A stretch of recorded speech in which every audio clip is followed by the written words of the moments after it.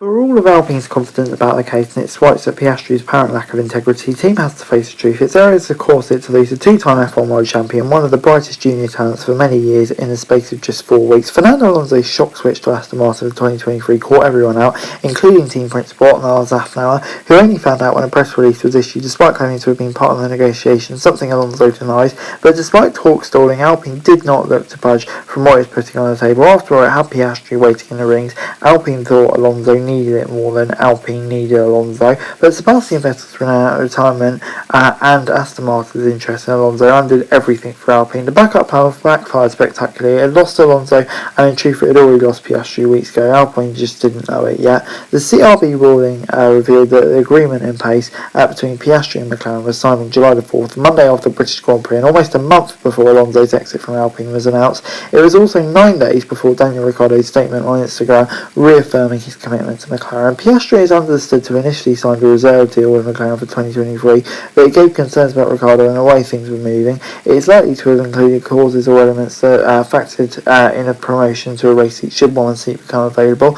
A lot has been said about loyalty or lack of it from young drivers towards teams that support their F1 careers throughout the Piastri saga, but that has to go in both directions. Yes, Alpine was given extensive testing and hoping to make the best prepared F1 rookie for some time, yet by being too focused on keeping Alonso for 23, it failed to ensure that it had everything sewn up for Piastri, whose camp had become understandably frustrated, so much so that they pursued options elsewhere. This is McLaren censored an opportunity to sweep him. Regardless of your views on how things unravel with Ricciardo, the team simply wanted to secure the best driver lineup possible for the future. It could offer Piastri something that Alpine, as of 4th of July, simply was not willing to: a race seat for 2023. Alpine must ask itself some serious questions about this whole saga. It's been a disaster for them, particularly for all the confidence that was shown publicly.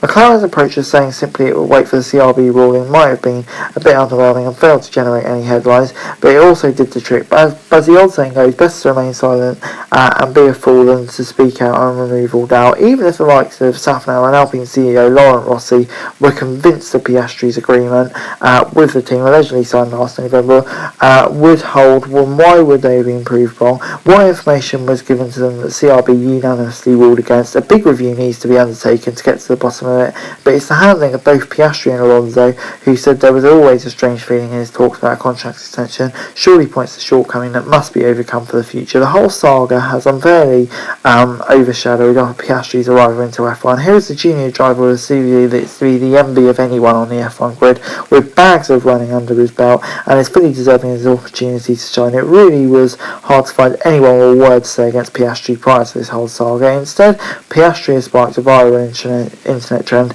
through his "I understand that without my agreement" tweet and faced criticism for his apparent lack of loyalty to Alpine. The whole saga will surely rumble on until he finally makes his debut in Bahrain next March, at what point he will likely be one of the most scrutinised rookies to reach F1 in years. It's only going to have added pressure, and it will also make for an awkward final few months with Alpine as their reserve driver, and if he is kept on, of course. And Alpine is now left at best with its third choice to partner Esteban Ocon next year. It seems like Pierre Gasly is the leading option, with talks taking place between Red Bull and Alpine over terms to get him out of his contract that runs to the end of next year.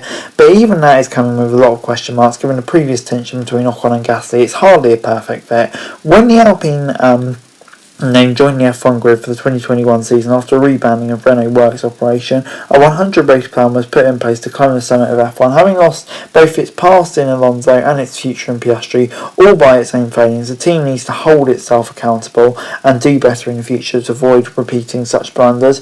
With Alonso and Piastri now slipping through its grasp, serious questions need to be asked at Alpine. But anyway guys, that's the video. Thanks very much for watching. Remember to like, share, subscribe, don't thoughts, comments down below. If you wanted to things for daily F1 news and subscribe to the channel, now we greatly appreciated. Thanks very much for watching. Peace out.